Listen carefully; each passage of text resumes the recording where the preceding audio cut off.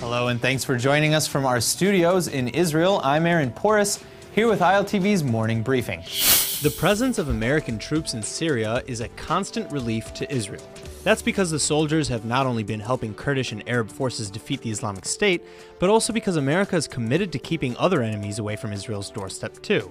That buffer was thrown up in the air, though, just a few days ago when President Trump announced that, quote, "we'll be coming out of Syria, very soon," end quote. He and Prime Minister Netanyahu have just held a late-night phone call to discuss what could be a big change in U.S. foreign strategy.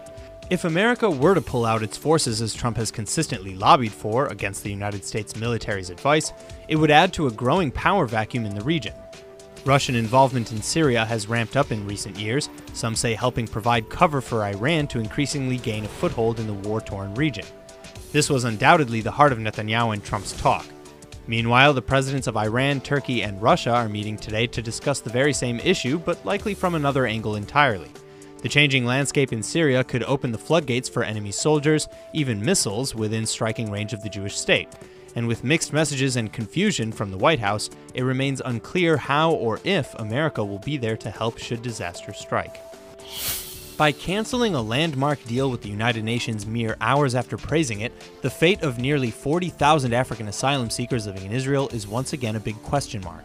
We are hearing reports now that Prime Minister Netanyahu is not only seeking to reopen the Cholot Detention Center, but also plans to introduce a law making it illegal for the Supreme Court to block the deportations of thousands of men, women, and children, even if it's done against their wills.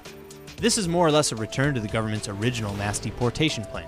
Though Netanyahu has branded this community as illegal infiltrators, the vast majority are Christians from Eritrea and Sudan and are widely accepted as legal refugees throughout the developed world. That's why the plan elicited moral outrage both inside Israel and abroad, including from doctors, former diplomats, top rabbis, and even Holocaust survivors. Regardless, Netanyahu blames the collapse of that deal on foreign pressures against Rwanda, the country now named as the place where asylum seekers would have been deported to. Other reports, however, show that the Israeli courts were those who thwarted the plan because they required Rwanda to assure the safety of deportees.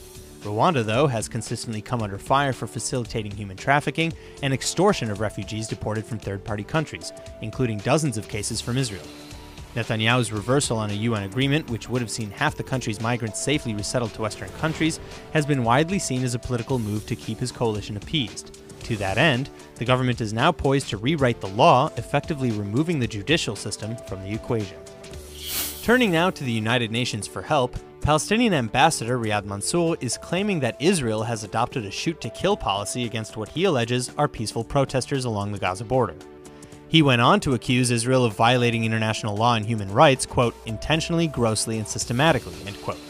Indeed, 17 Palestinians have been confirmed killed in clashes along the Gaza border, but while Palestinian officials claim that those killed were conducting peaceful protests, Israel has alleged that anyone shot dead was engaging in violence. IDF forces have even released video footage from the border and photos of 10 of the suspects killed, showing them to be operatives of Hamas and other terror groups. Defense Minister Avigdor Lieberman, for his part, has stated that, quote, anyone who comes close to the fence endangers his life, and I suggest that the people of Gaza invest their efforts not in protests against Israel, but in changing the leadership within the Strip, end quote. Mass deportations along the barrier between Israel and the Gaza Strip in at least 6 different locations began last Friday, when Hamas organized over 30,000 Palestinians for Land Day. The protests are slated to continue for 6 weeks, ending on Israel's Independence Day, or the Nakba as the Palestinians call it, meaning the catastrophe. So far, the protests have been marked by attempts to breach and damage the border fence, throwing Molotov cocktails and stones, burning tires, and shootings. The IDF has responded with crowd dispersal methods and targeted sniper fire.